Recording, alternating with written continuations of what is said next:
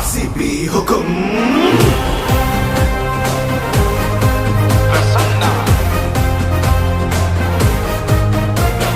ಉಸಿರು ಬೆಂಗಳೂರು, ಹೆಸರು ಬೆಂಗಳೂರು, ತವರು ಬೆಂಗಳೂರು ನಮ್ಮದು. ಜ್ವಾಲೆ ಉರಿದಂತೆ ಬೆಂಕಿ ಮಳೆಯಂತೆ ಯಾರಿಗೂ ಹೆದರಿ ನಿಲ್ಲದು.